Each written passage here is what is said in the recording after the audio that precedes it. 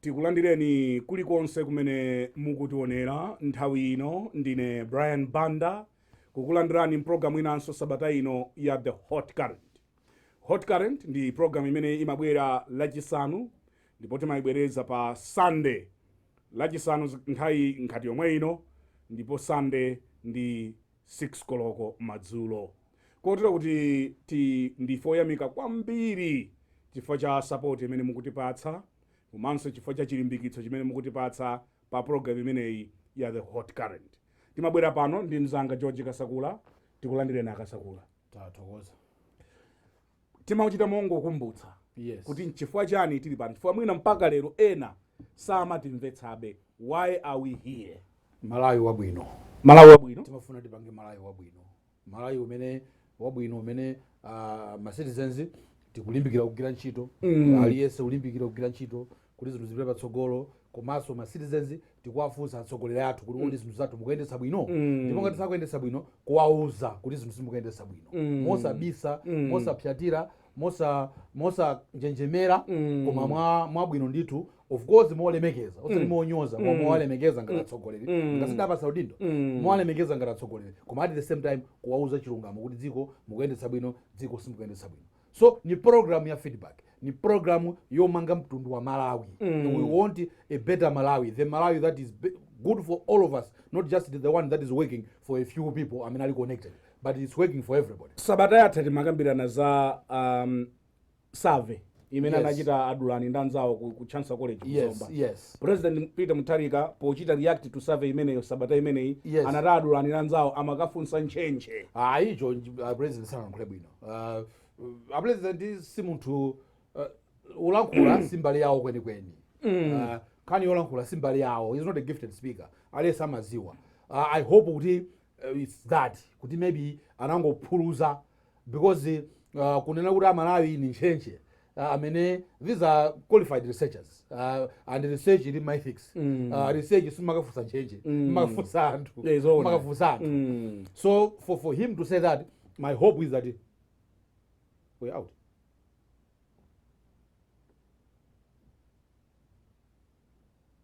For him to say that, my hope, technical problem, a bit of technical problem. My hope was that anango phuluza pakampoja za nchere. Osati kuti anganene kuti adulanda nzawo angafuse nchenche mkulakwa chabe ngana manager. Nafika kumene kodaladala chifukwa chonena kuti kodi anthu akamana because the anthu amene adulani ndanzawo amakafunsa. These are Malawians. These are Malawians amene anapita kukavotera anakaponya vote pa May 20 paja. Exactly. Kodi is that the right way? Yo wayankha anthu pamaganizo awo autsogoleri chifukwa democracy demands kuti tidzilankhula za atsogoleri athu. The right way for a president monga ngati mtsogoleri pokuuza kuti approval rating yako is going down, the right way is to address the issues that people are complaining about. If people are complaining about corruption, then you better address that. Show that you have a robust plan to fight corruption. If people are complaining about kaya chuma sichukaenda bwino, then give them a plan. Address them and say, this is what I'm doing, this is what my government is doing, and by chakuti zinthu zikhala bwino. That's how you address people's problems. You don't go about kuwanena kuti nchenche kapena chani. That's why I'm saying my hope is that it's down to the problem ya president kuti he's not a gifted speaker, so to speak bluntly, he's not a gifted speaker. Tinene kuti sana konzekere kuti samadziwa chimene afuna ulankhula kapena he lacked a better way. Inayo my hope is that his chichewa is bad. Perhaps lilime linapindika linauma. Linauma mtu lilime pagulu. Basi tupiloso kani kosa lankhula. That is my hope. Because I don't want to believe that the president can say Malawians and the change they are flies.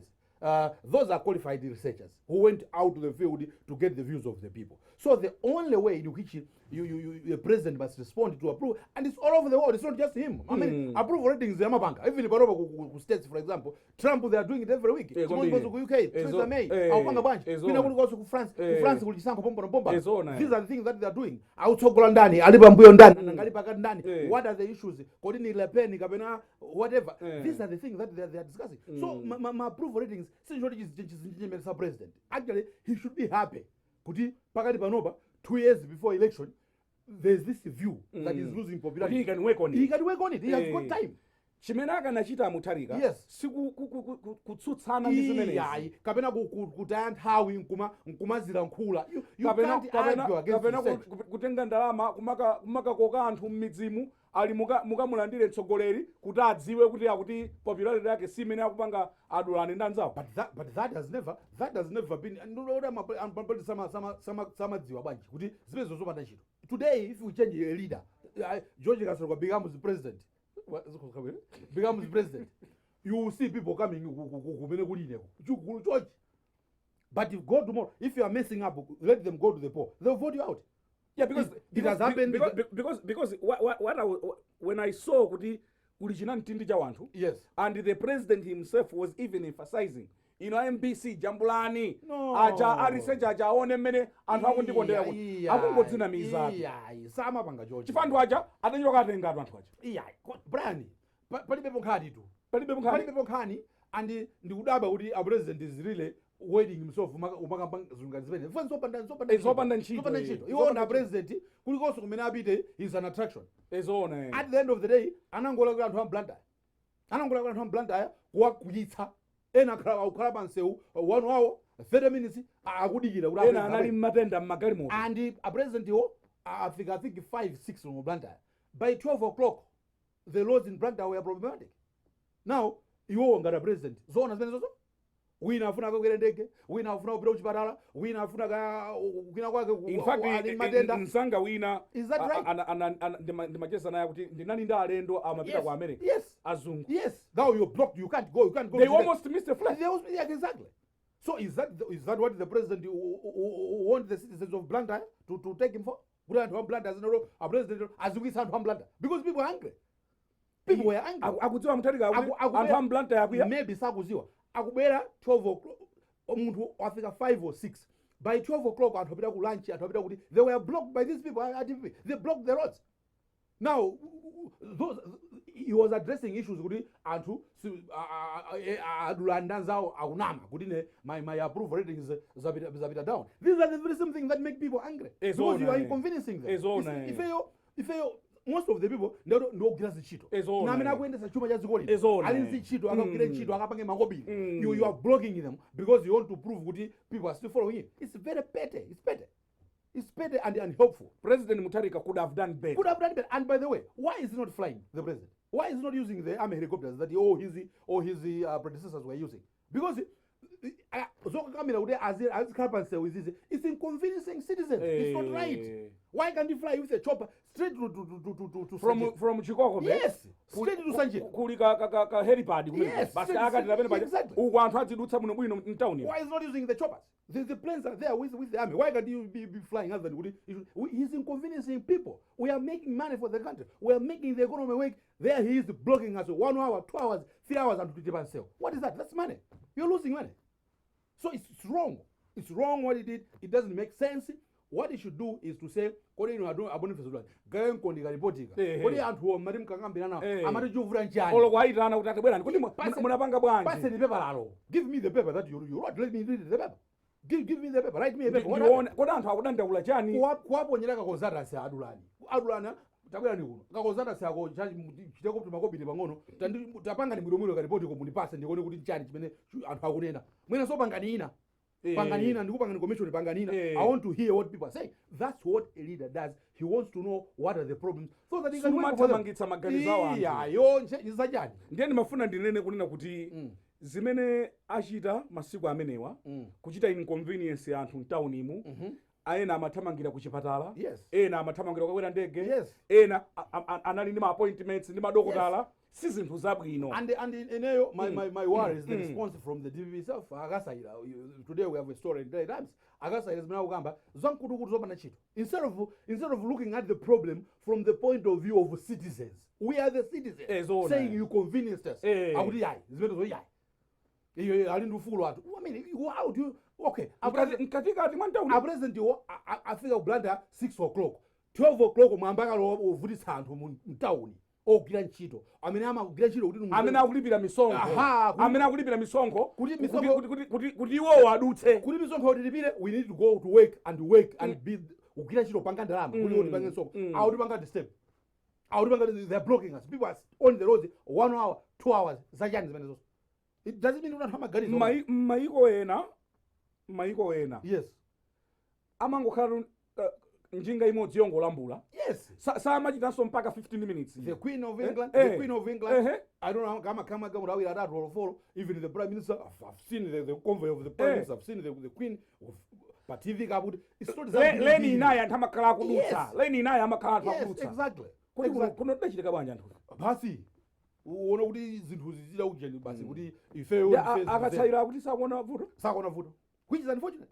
Because to me, the party should have apologized to the people of Banda. Should have apologized for inconveniencing them. People are complaining even today. What is happening? Even by Facebook, it's all over. People are complaining. This is wrong. It shouldn't be. Tinangodutsa kumeneko. Nangodutsa chifukwa chonena kuti anthu mtsogoleri adzimva feedback. Yes. Mtsogoleri adzimva feedback. Adzimva feedback. Ndipakava feedback asamakwiye kunena kuti adulani. By the way, akatsekera office adulaniwo. Ndava choncho kulako sizokhazo arichita ife chizvi. Wakatsekera office ali nsonko walani ndiye amadikira kuti adulse jeni ndiye akaite nsonko. Adulse then a president azikaba kumangochi. Kena wakatsekera. Kodi kwe mwara kwa anthu panga banja. Zosakhala bwino Brian. Zosakhala bwino. Dziko lino sizikuye. Tsopano MRA yakhala ngati galu okhwisira adani. Shocking to citizens. We are all shocked. Timayembekezera chipepeso ku chipani cha Democratic Progressive. Kuti people of Banda were convinced. Tikupepesa. Yes. Koma anthu amafuna kulandira mtsogoleri wawo. Yes. Koma ifi akadakhala kuti afuna kulandira mtsogoleri wawo. Ndiye pali mabwalo ambirimbiri mtauni. Exactly.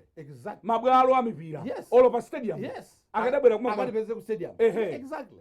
But they block the and instead you are right. Africa apepese to the zachitikaso. Ndipo ndinene kunena kuti a normal leader. Yes. Reaction ya service ikhala iyi. Kuma katenga anthu kunjako kuti bwerani adulani aone kuti mundikonda. Tanena kali it's pete. Others they would just keep quiet and work in silence. Zvinana nantu basi kupanga kuti pange plan yanji. Others would even address the issues, come out and say yes tipanga Malawi salandaule ngati mukuti chakuti usikuenda tipanga zakuti this is the plan, this is what we're going to do, and pofika tsiku lakuti zuzaka zikuenda. That's what the leader. Ndipo ndinene mu hot current muno kuti akadakhala kuti aufuna kupereka statement kuti ifeyo mtsogoleri wathu ndiwokondedwa ndiye si mtauni mochitira zimene akalapita kumudzi and adulani the study was scientific suti nzongoti basi tiye ndibwere pano. Because those people already mabwerese, how sure is he going to say ajani masapota zao if an election came today they will vote against him. It's all na. So I mean it's all wrong. Nthawi yapita tipire nkhani ya lero. Mwambisa lero kuti nanga si nkhani kudayamba sabata yatha. Then there was a reaction ngati mwa wiki and there was this Blantyre. Ngati mwango tipeza kumene mukuonera ndi hot current ndine Brian Banda mzangayo ndi George Kasakula. Nkhani yathu ya lero chifukwa uyu adali amatiyani kuti kalambula bwalo kumande waralika kalambula bwalo yoto iliyo nomwe kokomeza kuti pakati tifike upara maminutes ose kuti afanya kama expense nzona koma uja adali kalambula bwalo mdziko muno muli nkhani yaikulu kwambiri chabwino ndipo ena akunena kuti nkhani imeneyi chimodzimodzi ya chimanga timakamba ija yakuzambia yakuzambia chabwino akuti nkhani yaikulu kwambiri now ife nangasi timangomva koma tsopano yadziwika kuti nkhani inja yaikulu pali contract yotenga madzi kuchokera ku Salima kupita ku Lilongwe mwayimva nkhani ndaiva akuti nja yaikulu kwambiri ndipo ndikuitsatira kwambiri mwamvanja Kasakula ndikuitsatira usati kwa masewera mwamvanja Kasakula zimene ukamba sibodza chimodzimodzi za chimanga akutero pamene zakhala chimodzimodzi sipenayi nkhani yomwe ija yosatsata malamulo kuti malamulo alipo akayendetsedeka zinthu kuchimanga sanali ma contract iyiso non contract zafanana kuchimanga siti manena kuti amaphwanya malamulo oyendetsera akagulidwe ka zinthu procurement laws kama pasana bwanji mano objection ma closed tender iziso chimodzimodzi kuti auphwanya malamulo ntchito yofunika tineneretu pano public tisabise iyi pano siti kunena kuti ku Lilongwe sikufunika madzi okumwa ayi madzi aku ku Lilongwe madzi akuvuta moyipa ndipo anthu akuvutika ku Lilongwe kuno ku Banda timavutikaso kuti mbepo imatusa madzi pang'ono koma ku Lilongwe ndiye zafika pa mwana wakanapha kuno tilibola So madzi chitukuko cha madzi nchitukuko chofunika kwambiri ndipo munthu wanzeru palibe amene anganene kuti tisachite madzi ndeti munthu amene mutu wakesoyenda bwino. So madzi afunika ku Lilongwe, madzi afunika ku Blantyre, madzi afunika ku Zomba, madzi afunika ku Mzuzu, every other town madzi akufunika. Ndiye boma lifunika maproject amenewa tichite ndithu ambiri kuti mtawuni mukhale madzi, anthu azimwa madzi mosavutika, madzi asamasiye. So let's make that very very clear. However, pali malamulo ake amene timapangira makontrakt. Tidayika malamulo kuti makontrakt ngati imeneyi ifunika feasibility study. Kodi zitha kutheka kuti tikhoza kukwanisa kutenga madzi kuchoka ku Lake Malawi ku Salima nkukafikisa ku Lilongwe, zitha kutheka? Nanga chilengedwe environmental impact assessment tachiona. Then there are the issues of funding iyo tailongosola ziwoneka kuti project imeneyi zonsezo sanapange yeti munthu ampatsa kale yopanga project. Ndi anthu amafunsa kuti chavuta nchiyani, why are you rushing? Mupanga rush chani pamene malamulo alipo one kuti simpanga feasibility study munthu mwampatsa kale. You have to do feasibility study first, then you kumapanga contracting. Sanapange zimenezo. Ndefunso nkumati chifukwa chani muchati kafunsa za chimanga mucha tufunsa zipana kuti chifukwa chani awapanga zimenezo. Let's forget about Simbi Phiri at the moment. I mean, awina contract out Khato Civils and Zambezi whatever magamba na wili consortium. Let's forget about them. Let's talk about our own government. Because all this is government. Why is government rushing? What is the problem in following malamulo bwino malamulo ndi awa ABCD fuji kutsatira? What is the problem? Why do they want to cut corners all the time? Ndirofuso mina mala kufusa. Sula mala kunena kuti sakhale ni madzi ku Lilongwe. Iya, sakunena chocho. Ngati madziwo mukozokwanitsa kuyo kusalima upita ku Lilongwe. Palibe chifukwa. Ombera kuti tikatenga kumwamba. Palibe chifukwa. As long as you are able to get the water and mwabweretsa madziwo anthu akumwa akulipira mitengo yabwino. Palibe amene angadane nazo. Of course project yo ngati if you ask Professor Kenny uya ku Banda college analipanga analyze. Akukayikira kuti zitha kutheka. What about chakuti gradient mwakuti madziwo muzika kweza mwamba kwambiri chichitika njani anakamba zimene anaitakasa project. So there's still questions on whether it's doable or not, but let's take that aside because the contractor is saying it is doable. Fine, do it, but why are you breaking the laws? Because the laws are very very clear. Mukumbukirenso akasakula kuti nthawi imene timamanga doko. Yes, doko sanje doko general penalty. Kodi limeja adamanga kaya usali bano anthu auchita ayani kampali auchapira apo amene kampali akuti awinde imoma mansanga nanga sipali chisiment ndechi katentha chimene chakuti basi 2 minutes kuchikaya ilo somo kopeza chocho koma nkhani nje kuti nthawi imene timapanga za Zambezi shire Zambezi waterway yes anthu ankanena kuti nzotheka. Yes. Aboma ankanena kuti nzotheka. Yes. Tikulowera komweko kuti sitidzaziyamba zimene zinkuzisiya mmalere za madzizi. And what has gone wrong? Mukaona mwanena kale kuti boma likuchita mafulumizo. Sono ya ku Zambezi imoneka ngati za theory kuti a president afuna kuti achepese ndalama zimene Malawi timaononga popanga import zinthu. Afuna kuti can access to the ocean, to the ports in the ocean, but through Zambezi waterway. Maship azibera mpaka nakwera kwathu kuno uzafika ku Nsanja. So it was something that you were saying, well, if chikateka fine, chikapandoteka life will continue. But this is about the people. This is about water. I really hope that doesn't happen. I really hope when you hear Mr. Simbi Phiri, the chairman of this company, speaking, he says it's doable. So I would want to believe that it's doable. What I'm against is the fact that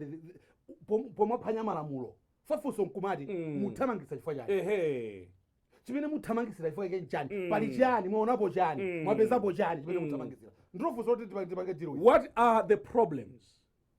Mavuto ake ndi ati akuthamangako. Amene adanena kuti tike malamulo nena kuti tisanambe project ngati imeneyi tiziyang'ana feasibility kuti is it doable, because at the end of the day it's money. It's 400 billion kwacha, ndalama zambiri, almost half an annual budget.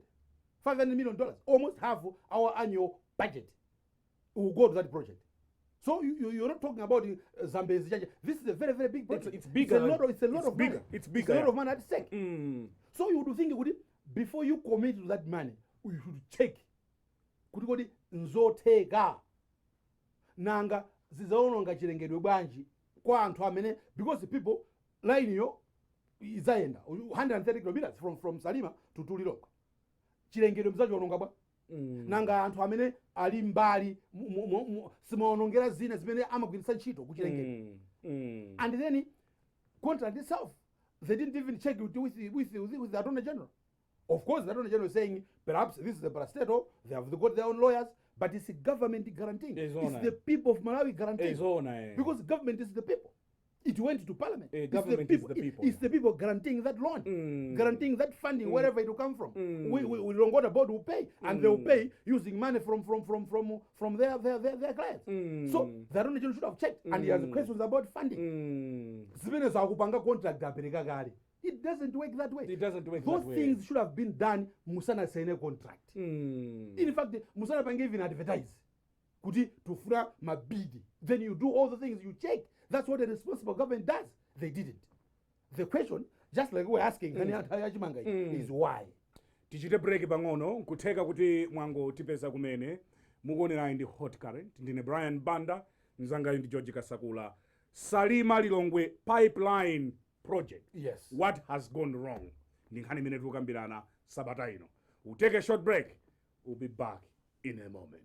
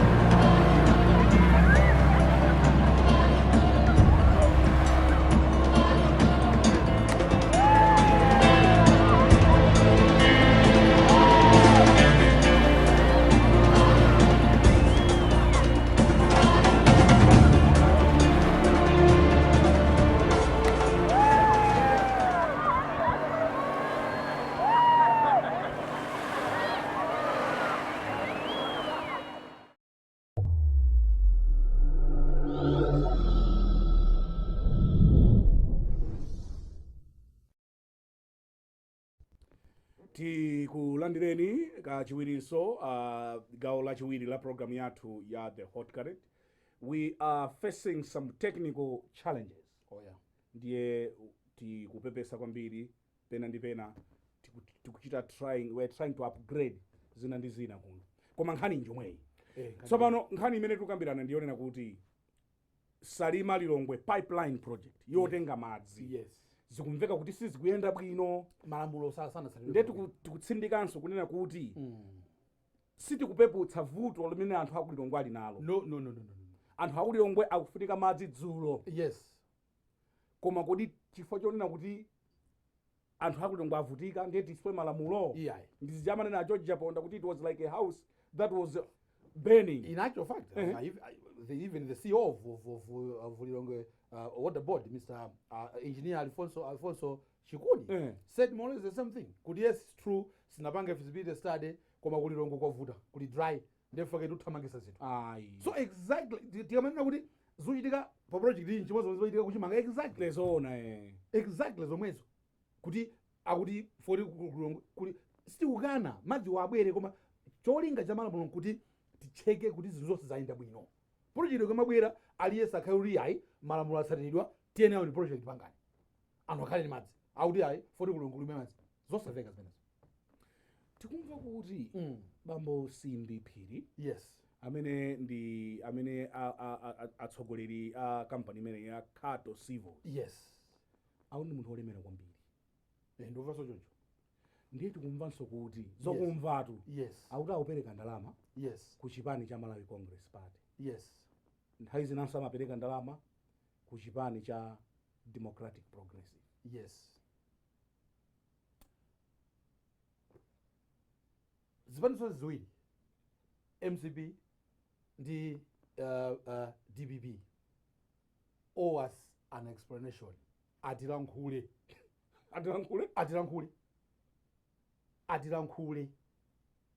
chuchitika njani chifukwa abwana Simbiwo ndimaona pa television nachita nawo chidwi kuti ndiaone sese Simbi Phiri ndi munthu wolankhula ndipo sabisa is free spirited.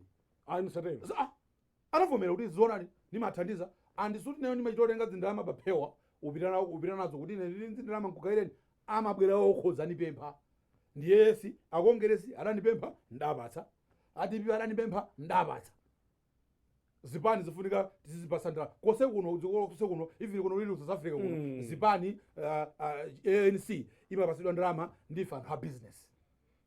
So iye sakukana ulo mpangono pomwe akuvomera kuti yes nimapereka ndalama ku MCP nimapereka ndalama ku DPP. That's why I'm saying ndiye ife ngati Malawi munthu wovomera apereka ndalama and akupanga justify kuti kwina kulikonse zipani zimapesedwa ndalama zokugirira ntchito. Tikunena kuti ndi MCP na DPP atilankhule. What are the circumstances for those donations? Akumagwirizana chiyani? Yes. Akumagwirizana chiyani? Munthu uyu mwampasa contract yayikulu ngati. What role did this money that he's so open to say nimapereka play into giving the contract? Did it influence the tendering process? These are legitimate questions. Yes, did it not? Did it influence the tendering process? MCP, they are a government in waiting, or an alternative government. Already, they are doing this. Akazalo wamboma. Sisaka chimodzimodzi ndi chimodzimodzi. Tukampankhani ya chimanga. Analipa sogolo wa Congress. Unaona kuti zinthu zakwika khoza ndi zinthu sakhale bwino chanchani pano sitikuwava kuli du. Sakuchita comment. Amalandira ndalama kumene. Timemekeza kuti pofika tsiku ngati lero. Mwina aptuza press release. Kapena atani, kapena apanga press conference ya president achakwera sitinave zonsezo. So all we are saying here, situfuna kuti tipite patali. The simple thing that we must ask is that they must come out clean to Malawians. Just like Mr. Simbi Phiri has come out clean. He hasn't hidden it. He has said yes, it's true. Amabwera udzandipempha suti mmanyamula paphewa chithumba cha ndalama machitira munthu akamapita ku post office wanyamula chithumba cha makalata paphewa basi iyayi amandipempha ndiyene ngati Malawi nimabugayira simple. Therefore kumati kodi iwowo under what circumstances amagwirizana chani akamapatsana ndalamazo because we believe those things amapanga ifoti amapangira mdzina lefa Malawi nanga si zipani nza Malawi zipani tu ene ake ndi mamemba ala zipaniwo sichocho yes komanso kumva ndi mmene nkhani iyi kuthamangira yes siku lakwa kuganiza kuti kodi kuchita connect za ndalama. That's why if MCP and the DPP do not come out clean, people will now connect. Could perhaps uthamangisa ku project iko nchifoti mnthu yama kupasa ndalama. You get my point? Yes. So to avoid that, MCP atiuze atilankhule amalawi chuchitika nchani. DPP ndiye ndiyo ndena ngasi ali mboma. Iwo ndiye tiafuza mafuzo tsono okay anzanuwa sana tengena mbali popereka contract fasa ali mboma inu ndinopereka contract amboma. How did this influence kuti munthu mupase ngati it was fair and square kuti he's got capacity because he's saying kuti the capacity nayo he's saying you know I'm the best in this part of Africa inimapanga wini ma contract ku Ghana ku South Africa kuno kuti nikuti in fact atonkana nakaona he says he's the best. If he's the best, if he won fair and square, then there's no issue. But if this influence peddling helped, then the DPP government must explain. Tidakalipa nkhani yomweyo. Yes. Zipani zizipeza bwanji ndalama. Zipani zimafunika ndalama. Apo sitikakani. Kwina kulikonse zipani zimafunika ndalama. Kwina kulikonse zipani zimaendera ma donation. Zina zimakhani kwinati ma business kama nyumba kajani whatever. Komano zipani zimaendera ma donations. The problem kumalawi kuno kukonda kuti kulibe lamulo. Agiziro tenthani ndikumbukira agiziro tenthani alipo kunjako. Akulimbana nzebenezi kuti party financing tipange regulate. Because panoba nchisawawa. Nchisawawa Apa zikuoneka kuti chi nchisawawa. Aliyesa kozopita kwa aliyesa. Ndipo in the name of party funding. Yes. Ndizimene zimabwera kuti kodi tikupatseni nsewu mumba nsewu kodi mutiperetsa zingati ku chipani. And ifeyo ngati Malawi we don't have backing yoti tipange question zipani zathu kuti ndalama zimachoka kuti tilibe backing for malamulo kulibe a party financing and regulation. So unless we get that, then we'll be able to dig deep. Tikamava kuti oya pakuti kuti tizita ufufuza kuti chitika nchani. Panopa the only way we have is kuti zipani zimene zili na phungu angapo ku parliament amazipasa ndalama. We even don't know how that money is spent. Kula amagwirisa chifo ndani. Maodi sachitika bwino ku audit office sachitika bwino audit chifo parliament imapereka ndalama ku zipani. Yes, and it's taxpayers money. So you amatani nazo. Exactly, that's the point. That's what I'm saying. Kuti lamulo lili poloti azapasa ndalama ku parliament depending on the number of MPs that the parties have. They qualify. Akapaka qualify. Is it 10% of the vote or whatever? So they give the money. We even don't know how that money is used by the leaders. So pano akanazichita regulate zamene chipani chidzande. Chifukwa zimenezi zimene zapangitsa kuti katangalenso apite patsogolo. Anthu akulandira matenda, akulandira ma project kuti apange zinthu kumbali kumakhala ka percentage kopita ku chipani. That's the point. And it is that we must regulate. Because at the end of the day, that amounts to abuse of power. Where you are abusing the power that Malawians gave you, popanga sell influence. At the end of the day, that's why maunga lijani state capture.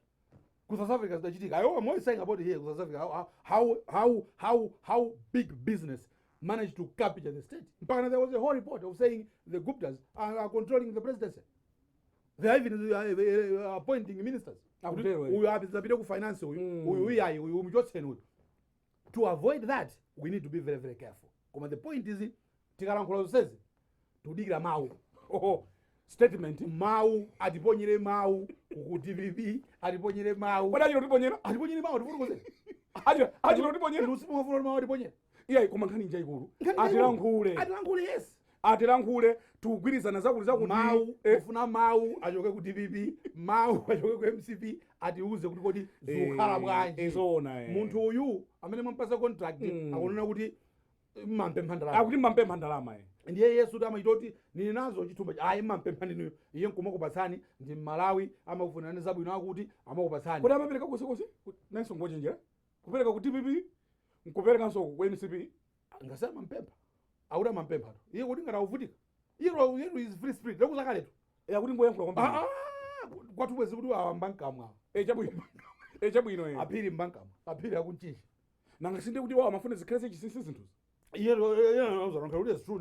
Ngasana mfusa ronka yes, of course. Oh, sendima amandipia mpani mabatsa. Apili mbanka mngatu. Ezo. Banka sabi sazitu. Awudi yes. Ni mabatsa wose. Ndiye iye watiuza. Ife iye tibeneka. Tibe 199. Tibeneka. Atiuzenso utalandira zingati. Yes, kuti ndikamana kuti atilankhule ukaza nonena kuti andibrai. Oh. Nonena kuti andira zingati kumene. Ndipo nzachiyani. Ndipo andalama zapanganazo chani. Yes, apanganazo chani. Ndipo zimapanga influence chani. DPP tafusa kuti sono kuti ndalamazi how much did it influence this? Tikaona contract munthu yali bwinodi kapena mwangochola kuti atimpatse. Those are the things. So Amalawi tikudikirira mawu. Atiponyere. Basi akatiponyera mawu both ku MCP ndi ku DPP atiyankhule mawu pano ngati tasankha MCP is a government in waiting alternative voice mwavera ukamba pankhani ndiye tikunena kuti ngati DPP MCP ayamba kale kulandira timphatso totereti yes ali kunja kwa boma yes akadzalowa mbomamo azadaivira bwanji timphatso azadaivira bwanji timphatso khani ndimene Brian tichite break. Yes. Ngati mwango tipeza kumene mukuonerayi ndi hot current pano pa wireless yakanema ya Times. Ndine Brian Banda tukambirana pano Salima-Lilongwe pipeline project. Zikumveka kuti zinthu zina sizidatsatidwe bwino popereka project imeneyi ku Khato Civils.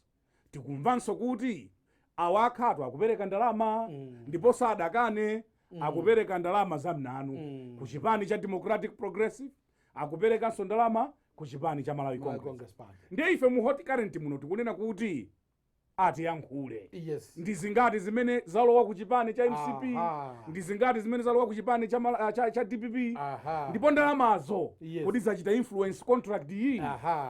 We'll take a short break. We'll be back in a moment.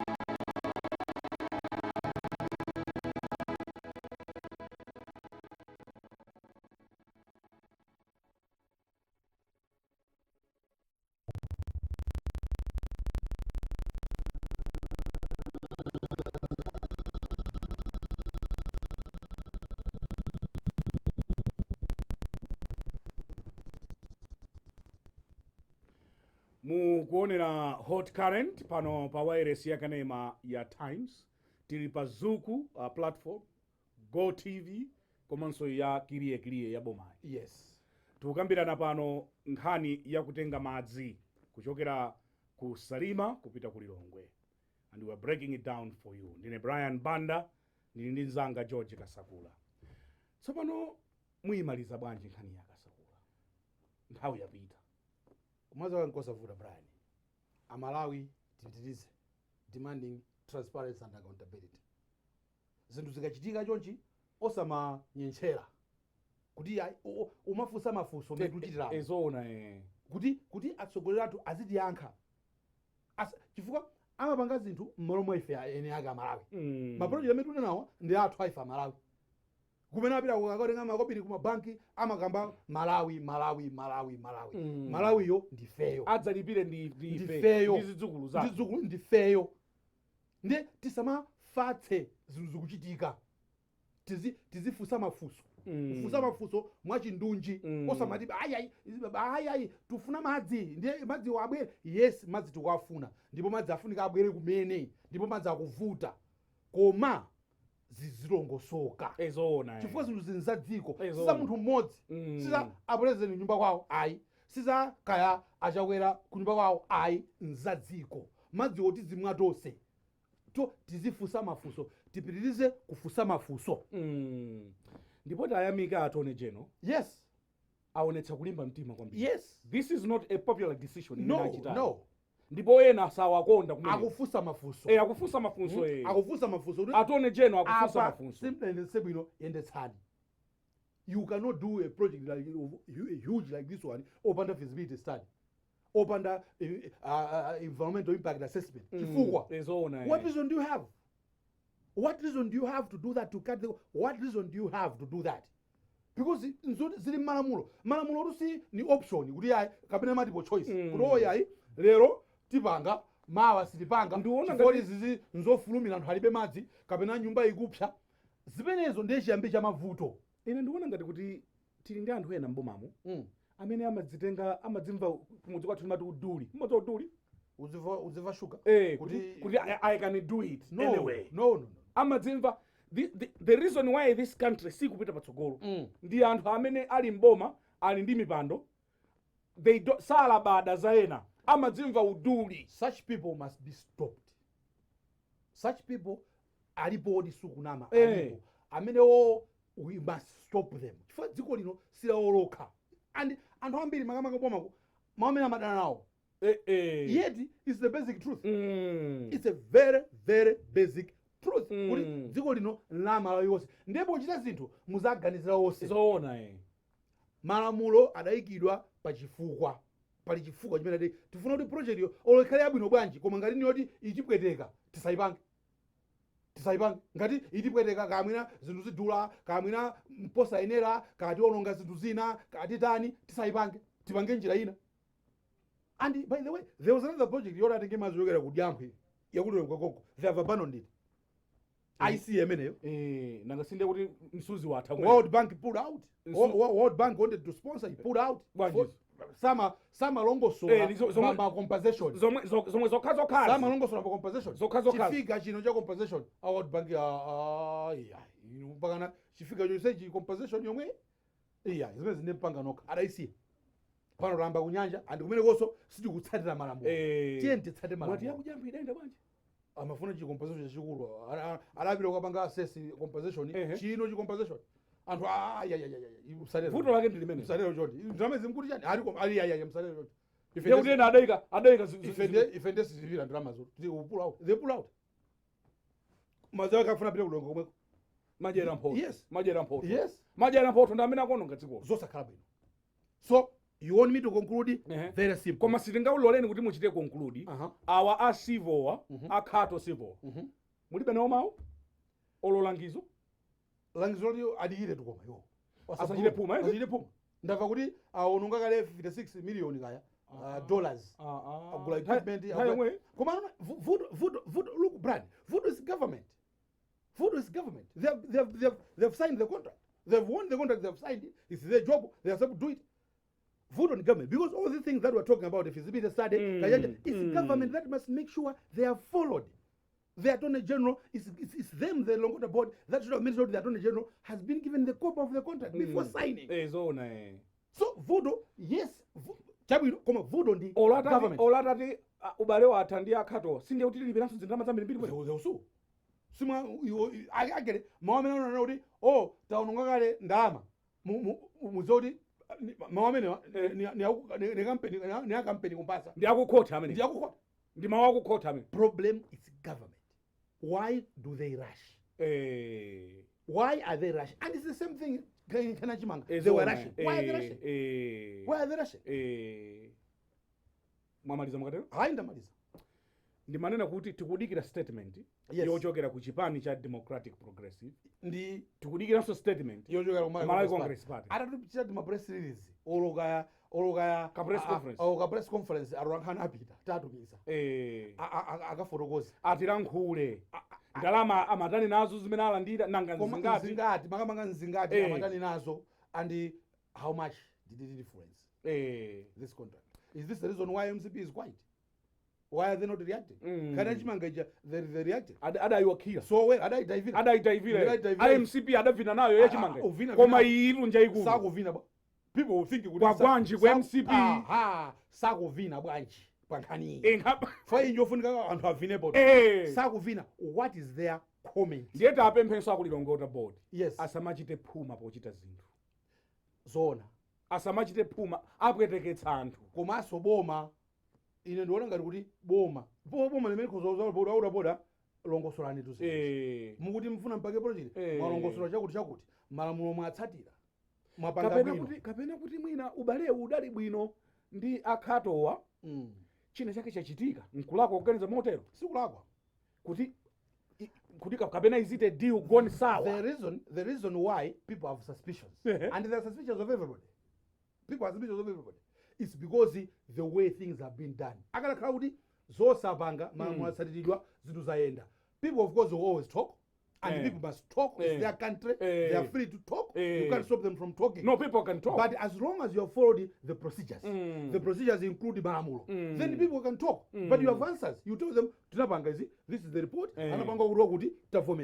but when you don't do things, people are now suspicious. Why are you rushing?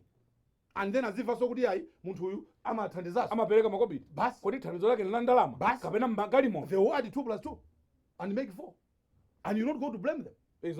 So to conclude Brani atilankhule komanso kubomako apange feasibility study apange feasibility study apange environmental impact assessment ndiye kuti awadzigwira benchiro kapena ayimekayi agwizanawo ayimekayi nanga kuti chiro mmagwira msana Shiramugira msana pake procedure what? I make apange, then they will come back. Ngati everything was okay, they will come back and do the job. Nthawi yatithera tikuyamikeni kwambiri. Ndatokoza kuti timabwera pano nkulankhulana nkhanizi. Ndatokoza ndipo tinene kuti ife sikuti ndi anzeru kwambiri. Iyayi. Alipo ena amene akhoza kukhala ndi mwayo oyankhulanso bwino. Tini privilege. Koma ife tangopezeka kuti nangasi tapeza peka privilege. Ndifamo mu. Tapeza ka privilege ati patsa Times TV. Basi tapeza ka privilege. Ndiye ndikaereka wanawa. Ndikaereka wanawa basi vomera. Iyayi zimene zipangana. Koma ife yoti mangobwera pano ngati chola nkhuli. Zona. Mawu wangoti kunjako anthu akukamba. Zona. Project iyi ndiponso yautsa mapiri pachigwa. Chifukwa ikukambidwa pena paliponse anthu akuna kuti iyayi zikukhala bwanji 400 billion ndalama zamasewera ayi ndalama zambiri musachita nazo masewera ndalama zambiri ndine Brian Banda kukuyamikani nonsenu chifukwa cha kuti munali pamenepo kutionera zimenezi zimene zimatipatsa ife kulimbika mtima tikadakonda tikadamva kwa inu kuti kodi mukuti bwanji za programu imeneyi ya Hot Current titumizireni email brianbanda@bnltimes.com tibwerezanso email oyo brianbanda@bnltimes.com kufikira sabata yamawa pamene ine Brian Banda ndi mzangayu George Kasakula tibwerenso ndi programu ina ndi mutu wina tingoti mwakoma nonse and goodbye from Banda.